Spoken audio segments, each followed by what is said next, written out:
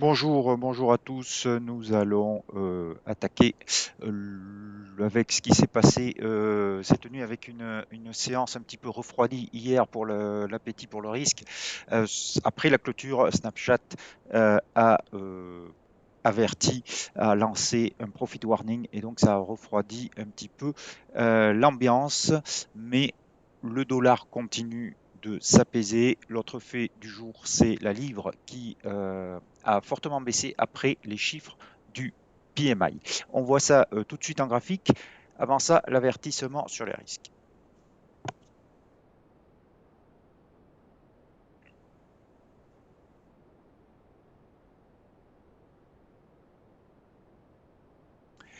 Voilà, donc le dollar, je vous disais, donc qui s'est affaibli, qui a cassé hier, on l'a vu, son support à 102,24, mais qui n'a pas forcément accéléré. Alors pourquoi? Parce que effectivement, il y a un petit peu d'aversion pour le risque qui est revenu sur le marché suite au profit warning de Snapchat. Donc le dollar reste quand même dans une phase corrective puisqu'on reste sous le support et on a une bougie un petit peu baissière. Euh, mais on n'a pas accéléré fortement à la baisse comme on aurait pu peut-être le penser. On verra cet après-midi. N'empêche que l'euro, lui, a beaucoup progressé. Alors, c'est suite aux propos de Christine Lagarde, qui montre un revirement dans la politique de la BCE avec des taux qui vont remonter pour lutter contre l'inflation. Donc, le différentiel de taux avec les États-Unis se réduit et l'euro en profite. Il a cassé, je vous le disais hier, et c'était un signal 1,0642 qui ouvre la voie à d'abord ici cette droite de polarité qui pourrait devenir polarité à 1,0760 et au-delà, donc l'objectif final à 1,0934 qui peut être la cible à terme. Donc maintenant un biais court terme haussier dans une tendance qui reste quand même baissière, mais à très court terme un biais haussier sur l'euro-dollar puisque ce rebond euh, pourrait se prolonger dans les prochains jours. En tout cas, le stop se placerait sous un 0,640. On va voir une configuration intéressante dont je vous parle depuis plusieurs séances sur l'euro-yen, parce qu'on se rapproche de la sortie de cette configuration en drapeau. Vous voyez qu'on est tout proche, mais on ne l'a pas encore validé.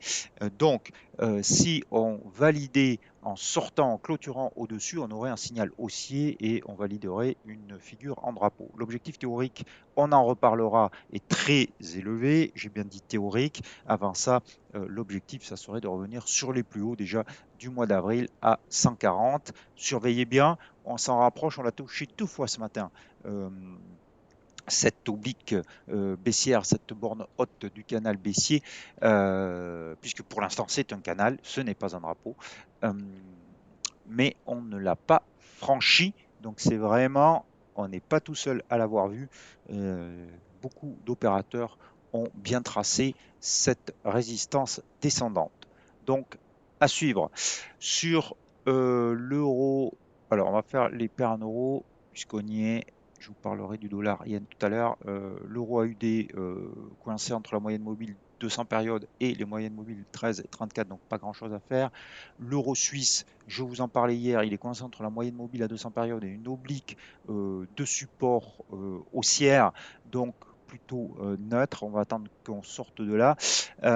L'euro livre, lui, par contre, il reprend un petit peu de hauteur, mais il nous a dans le passé habitués à des contre-pieds. Donc on va attendre qu'on valide un sommet plus élevé, plus haut que le sommet précédent, puisque pour l'instant on a quand même des creux ascendants, donc une tendance haussière pourrait se dessiner, mais je préfère attendre le dépassement peut-être de cette zone sur 0,8660, qu'elle soit dépassée avant vraiment d'envisager un mouvement d'ampleur. Sur Le câble, donc, alors le câble, lui, contrairement à l'euro, n'a pas dépassé sa première résistance et ce matin, il a connu une petite accès baissier, un petit accès baissier qui a duré pas très longtemps, mais qui a été quand même assez violent. Euh, et donc, euh, le câble n'arrive pas à franchir un 26,38. Donc, pour l'instant, on peut pas se positionner, on ne peut pas adopter un biais haussier de court terme sur le câble tant qu'on n'a pas dépassé cette première résistance qui correspond aussi au passage de la moyenne mobile à 34 périodes. Et on surveillera une bougie un peu plus conséquente que celle-ci baissière pour éventuellement y voir un positionnement à nouveau baissier sur la devise britannique. Si on regarde les autres paires majeures, lui aussi, il est coincé entre ces deux moyennes mobiles. Vous voyez qu'on est donc dans un rebond de contre-tendance, mais la tendance, elle reste malgré tout baissière. Contre yen, l'OSI, je vous avais dit, comme l'euro-yen, il est dans un canal baissier. Vous voyez bien que l'AUD est moins fort que l'euro actuellement, puisque lui, il ne s'est même pas rapproché de sa borne haute du canal. Si on regarde, alors on peut aller voir le sterling yen aussi, mais c'est pareil, vous voyez, le sterling yen, il est coincé entre les moyennes mobiles de court terme et la moyenne mobile de long terme, donc en phase vraiment d'hésitation. Alors, on va aller voir quelque chose. Je vais parler vite fait du kiwi parce que demain, il y a la décision. Alors, demain, c'est dans la nuit, puisque avec le décalage horaire, la Nouvelle-Zélande, et ça se passe le matin de très bonne heure. Donc, le kiwi, bien sûr, ne faites rien cet après-midi sur le kiwi parce que, avec une décision de la Banque centrale, dans la nuit, il peut se passer beaucoup de choses. On n'a pas dépassé cette zone de résistance, on est sur un mouvement de contre-tendance depuis plusieurs séances maintenant, mais qui n'a pas dépassé de points déterminants encore, un petit peu d'ailleurs comme sur le câble. Je voulais vous parler surtout du dollar yen, parce que le dollar yen, vous voyez, qui consolide, hein, normal, puisque on a vu la consolidation du dollar, de l'indice, donc forcément ça se répercute contre d'autres devises, donc contre yen. Euh, nous avons ce retour sur le support à 126,95, mais c'est le troisième séance que l'on teste 126,95 et que on ne casse pas. Donc, bien sûr, la tendance était haussière avec une consolidation comme celle-ci latérale. On va privilégier la reprise du mouvement précédent, c'est-à-dire de la hausse, tant que 126,95 tient. Donc si 126,95 tient, vous voyez qu'il y a une oblique ici baissière sur l'horizon de temps inférieur 1 heure. Qui fait office de résistance. Et donc, dans les prochains jours, un plan de trading serait d'adopter, si le support tient, encore une fois, j'insiste, d'adopter une position longue qui se ferait en deux temps. La première, ça serait sur une cassure horaire de cette oblique baissière, donc un achat sur clôture, bien entendu, en 1 heure. Et pour ceux qui veulent faire de l'investissement et qui pensent que ça va reprendre vers la résistance à 135, ça serait ensuite de repasser sur le horizon de temps quotidien et d'acheter la deuxième partie de la position sur cassure du précédent sommet journalier à 131,35. Je répète, pour que ça soit plus clair, vous regardez le 1 heure, 626,95 comme ça semble le cas, tient, et qu'on a une clôture au-dessus de cette oblique baissière horaire, on rentre la moitié de la position, le stop sous 126,95, et ensuite,